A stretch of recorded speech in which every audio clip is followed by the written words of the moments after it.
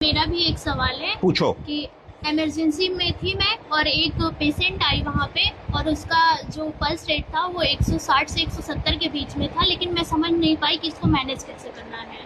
अच्छा सवाल है। कई बार ऐसा होता है कि इमरजेंसी में हमारे पास एक मरीज आ रहा है जिसकी दिल की गति बहुत तेज चल रही है। दिल की गति तेज चलने को क्या कहेंगे? ठीक है। टेकीकार्डिया। टेकीकार्डिया। दिल की गति धीमी चलने को क्या कहेंगे? ठीक है। ब्रेडिकार्डिया। तो अगर हमारे पास मरीज आए जिसको टेकीकार्डिया हो रहा है या पेल्पिटेशन हो रहा है, धड़कन बढ़ी हुई है, तो उससे भी सबसे पहले हम हिस्ट्री लेने की कोशिश करेंगे कि ऐसा तो नहीं है कि कोई इनको हार्ट की बीमारी हो, कभी इनका ईसीजी पहले तो नहीं हुआ।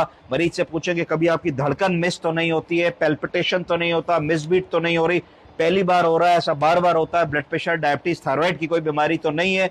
मोटी मोटी बात हम समझेंगे। टेकीकार्डिया, पेल्पिटेशन के क्या क्या कारण हो सकते हैं? सबसे पहला कारण हो सकता है कि मरीज डिहाइड्रेटेड हो। अगर मरीज का बीपी कम होगा तो बीपी को कंपेंसेट करने के लिए दिल तेजी तेजी से धड़केगा। दिल तेजी तेजी से धड़केगा तो पल्स रेट बढ़ जाएगी, है ना।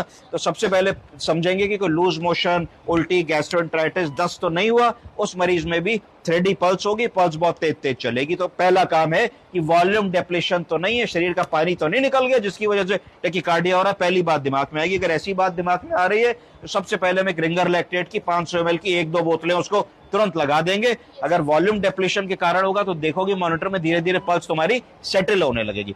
दूसरा कारण, इन्फेक्शन या सेप्टिसीमिया अगर हो रहा होगा और उसमें भी बीपी लो होगा और उसमें भी मरीज को पल्स बहुत ज्यादा होगी। अगर वैसी सिचुएशन होगी तो बहुत ज्यादा फ्लूइड नहीं लगा पाएंगे, क्योंकि इन्फेक्शन और सेप्टिसीमिया में फिर तुमको बीपी बढ़ाने के लिए दूसरा रास्ता इख्तियार करना पड़ेगा। इसका मतलब वेजोप्रेसर्स लगाने पड़ेंगे, ऐसी दवाएं जो ब्लड प्रेशर को सपोर्ट करेंगी, यानी कि डोपामीन, डोब्यूटामीन, नॉरएड्रेनालिन, वेजोप्रेसिन, एड्रेनालिन, इस तरीके की दवाएं। तो जैसे ही तुम इन दवाओं को दोगे तो कार्डियक फिलिंग इंप्रूव होगी, कार्डियक फिलिंग इंप्रूव होगी तो बीपी इंप्रूव होगा और पल्स सेटल हो जाएगी। तीसरी कॉमन चीजें देखोगे, ऐसा तो नहीं कि मरीज को 105 बुखार है, मरीज जल रहा है तो भी बुखार आ सकता, पल्स बढ़ जाएगी।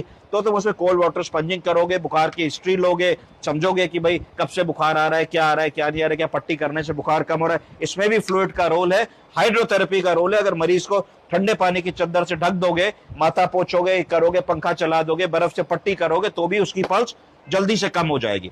इसके अलावा दर्द या पेन, पेन एक ऐसी चीज होती है, अगर मरीज को कोई डिस्ट्रेस है, पेन है, कोई ट्रॉमा हुआ है, कोई चोट लगी है, कोई हड्डी टूटी है, कोई और ऐसी प्रॉब्लम हो रही है तो भी मरीज की पल्स बढ़ जाएगी। तो देखोगे पेट तो नहीं फूला है, एब्डोमिनल डिस्टेंशन तो नहीं है, गार्डिंग तो नहीं है, कोई परफोरेशन तो नहीं हो गया, कोई एब्सेस तो नहीं है।